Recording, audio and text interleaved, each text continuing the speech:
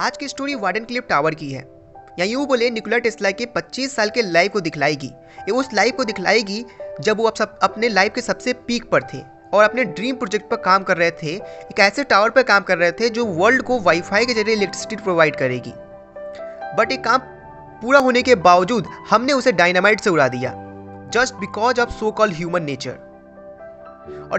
और आज हम उस प्रोजेक्ट के लिए पागल हुए हैं, उस टेक्नोलॉजी के लिए पागल हुए हैं। हमने $1 मिलियन खर्च कर चुके हैं, बट स्टिल नो इम्प्रूवमेंट।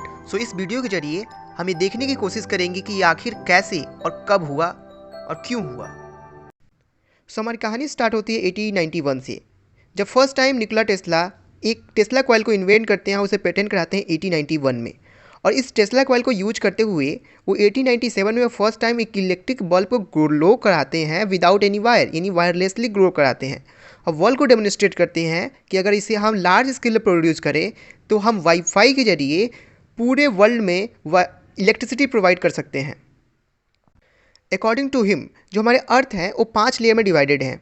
इनमें से एक लेयर है वो आयनोस्फीयर। अगर हम किसी भी तरह आयनोस्फीयर के अंदर इलेक्ट्रिक करंट इंजेक्ट कर देते हैं तो इसमें एक इलेक्ट्रिक वेव जनरेट होगी जो किसी एक पार्टिकुलर फ्रिक्वेंसी पर वाइब्रेट करेगी, जो एक स्टैंडिंग वेव को जनरेट करेगी और एक रेजोनेंट भी क्रिएट करेगी। और जिस डिवाइस के अंदर ये पार्टिकुलर फ्रिक्वेंसी एग्जिस्ट करेगी उस डिवाइस के अंदर ऑटोमेटिकली इलेक्ट्रिक करंट डेवलप हो जाएगा।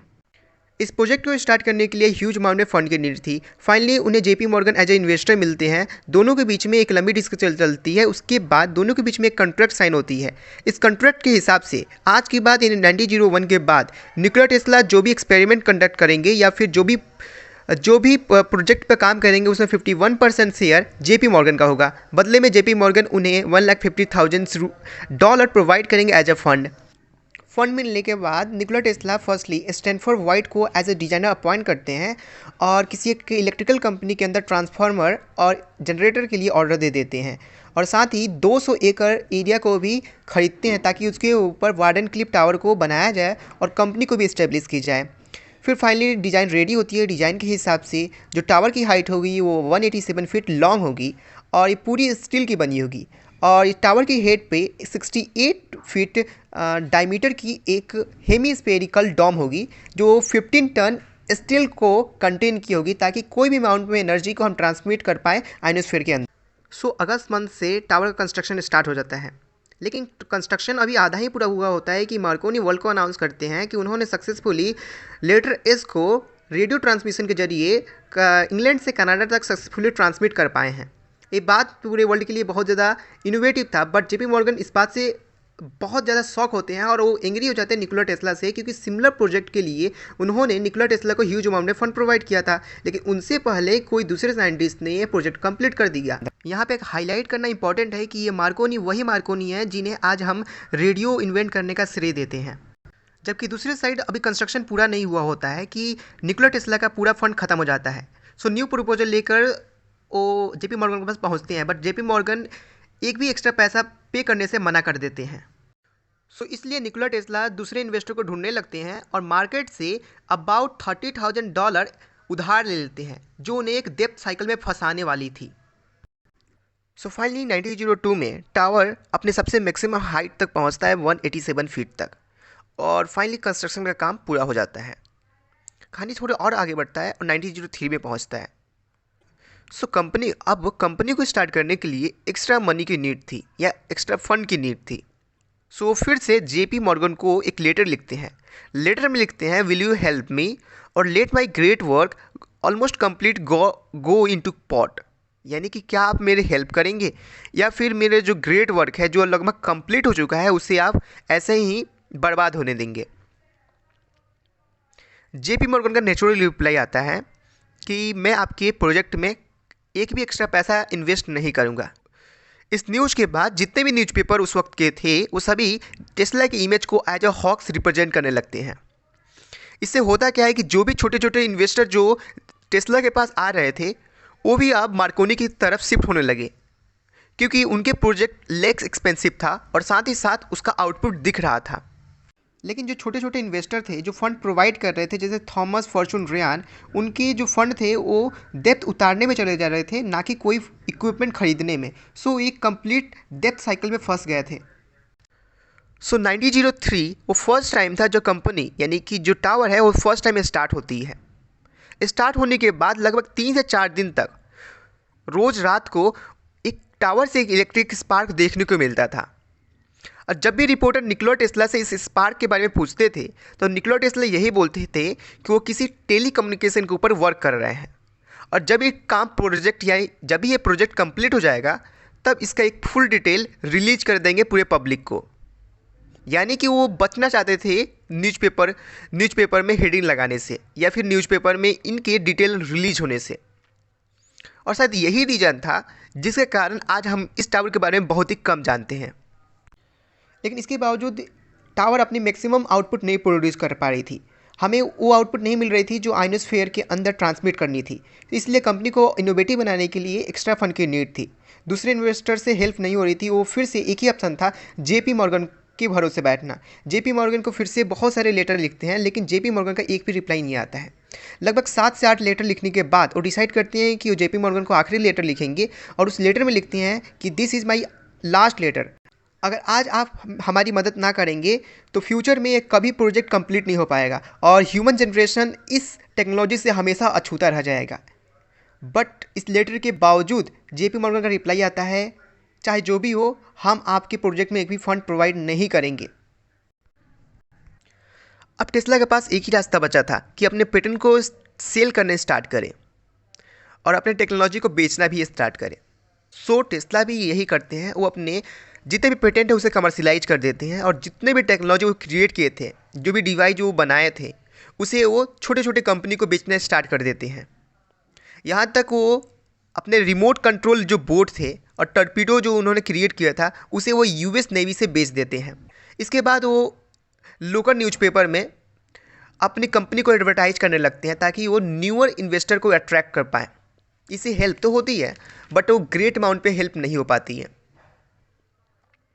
धीरे धीरे उनकी फाइनेंशियल कंडीशन और वीक होती जाती है और फिर टाइम आती है 1906 का। 1906 उनके लाइफ का एक नाइटमेयर टाइम था। वो एक ऐसा तूफान था जो उनकी लाइफ को कम्प्लीटली चेंज करने वाला था। और ये वही टाइम था जब उनका जो एक्स्ट्रा इनकम था वो भी ख़त्म हो गया। यानी कि जो पेटेंट को कमर्शियलाइज किए थे वो पेटेंट का जो लाइफ टाइम था वो एक्सपायर कर गया इसी साल। जो उनके फ्रेंड हुआ करते थे और जो उनके पार्टनर भी हुआ करते थे स्टैनफोर्ड वाइट, उनका मर्डर हो जाता है इसी साल। और साथ ही साथ अक्टूबर मंथ में विलियम रैंकिंग भी मर जाते हैं ड्यू टू हार्ट अटैक, जो उनके इन्वेस्टर हुआ करते थे। ये सभी सिनारियो एक पैनिक सिचुएशन क्रिएट करते हैं निकोला टेस्ला के लिए। और निकोला टेस्ला ही फर्स्ट टाइम था जब पीपल उनके अंदर ऑकवर्ड बिहेवियर देखे थे। और ये निकोला टेस्ला के डॉक्टर का कहना था कि ये फर्स्ट टाइम था जब उनका नर्वस ब्रेकडाउन हुआ था। 1907 आते आते जो उनके एम्प्लॉय थे वो सभी लीव करने लगे उनकी कंपनी को। यहाँ तक कि उनके जो मैनेजर हुआ करते थे, जो कंपनी को देख रेख करते थे, वो भी दूसरी कंपनी में भाग जाते हैं। हालात इतनी ख़राब हो चुकी थी, टेस्ला के पास पैसा न बचा था कि अपने एम्प्लॉय का सैलरी तक दे पाए। सो बात करें कंपनी की तो कंपनी 1905 के बाद कभी स्टार्ट हुई ही नहीं। तो सो जो भी वो पैसा मार्केट से लेते थे या फिर किसी इन्वेस्टर से लेते थे वो सभी डेब्ट को उतारने में चली जाती थी। फिर टाइम आती है 1908 और टेस्ला अपनी लाइफ की सबसे बड़ी गलती करते हैं जब अपने वार्डन क्लिफ टावर को ही वो गिरवी रख देते हैं बोल्ट से। यानी कि अगेन वो उधार ले लेते हैं मार्केट से। सो धीरे धीरे कंडीशन और ख़राब होती गई और फाइनेंशियल कंडीशन के कारण लगभग कंपनी स्टॉप सी हो गई थी। और 1912 से 1915 के बीच में जो भी उनके इन्वेस्टर हुआ करते थे वो सभी टेस्ला के ऊपर प्रेशराइज करने लगते हैं। वो सभी टेस्ला को प्रेशराइज करने लगते हैं ताकि वो मनी वापस करें, क्योंकि सभी इन्वेस्टर को समझ में आ गया था कि कंपनी कभी स्टार्ट होगी नहीं। और कहीं ना कहीं टेस्ला को भी बात खटकने लगी थी कि मेरी ये प्रोजेक्ट कभी कंप्लीट नहीं होगा। यहाँ तक न्यूज़पेपर उन्हें एक विलन की तरह रिप्रेजेंट करने लगे थे। एक न्यूज़पेपर का हेडिंग था टेस्ला मिलियन डॉलर पॉली। सो धीरे धीरे कंडीशन और ख़राब होती गई और फाइनेंशियल कंडीशन के कारण लगभग कंपनी स्टॉप सी हो गई थी। और 1912 से 1915 के बीच में जो भी उनके इन्वेस्टर हुआ करते थे वो सभी टेस्ला के ऊपर प्रेशराइज करने लगते हैं। वो सभी टेस्ला को प्रेशराइज करने लगते हैं ताकि वो मनी वापस करें, क्योंकि सभी इन्वेस्टर को समझ में आ गया था कि कंपनी कभी स्टार्ट होगी नहीं। और कहीं ना कहीं टेस्ला को भी बात खटकने लगी थी कि मेरी ये प्रोजेक्ट कभी कंप्लीट नहीं होगा।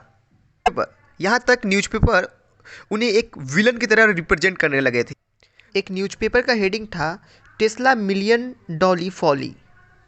अब टेस्ला एक ऐसे सिचुएशन में फंस चुके थे जहां से निकल पाना उनके लिए एक डिफ़िकल्ट जॉब थी।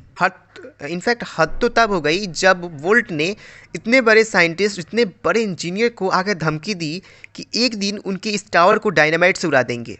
जिस टावर के लिए वो इतना मेहनत किए थे, उस टावर को डायनामाइट से उड़ा देंगे अगर उन्होंने उनके पैसे को वापस ना किया, और फिर उस स्क्रैप से अपने पैसे को वसूल करेंगे।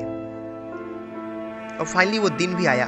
वो दिन था 22 जुलाई 1970, जब उनके टावर को एक नहीं, दो नहीं, बल्कि 3 डायनामाइट से उड़ा दिया गया। इस इंसिडेंट के बाद टेस्ला का कहना था कि मेरे चलते अमेरिका के अंदर रिवॉल्यूशन आ पाया, मेरे चलते इंडस्ट्री इतने बड़े लेवल तक जा पाए, मेरी पेटेंट के कारण आज के वर्ल्ड में टेक्नोलॉजी इतनी ग्रो कर पाई। भले ही आज वर्ल्ड मेरे को रिकॉग्नाइज नहीं कर पा रहा है, बट एक दिन जरूर आएगा जब वो मुझे समझेंगे, उस दिन मैं सक्सेसफुल हो जाऊंगा। उनका यहाँ तक कहना था, भले ही आज उनका है बट फ्यूचर मेरा है, क्योंकि मैंने फ्यूचर के ऊपर काम किया है। और जिस दिन ये बात वर्ल्ड को समझ में आ जाएगी, और जिस दिन वर्ल्ड को ये बात समझ में आ जाएगी और इस टेक्नोलॉजी को वैल्यू देने लगेंगे, उस दिन मैं सक्सेसफुल हो जाऊंगा। फाइनली हुआ क्या? आज हम उसी टेक्नोलॉजी के लिए पागल हुए हैं। हमें वाईफाई इलेक्ट्रिसिटी चाहिए, बट कैसे पॉसिबल होगा? हमने तो 100 साल पहले उसे लात मार दिया है। सो आज के लिए इतना ही। मिलते हैं नेक्स्ट वीडियो में एक नई स्टोरी के साथ।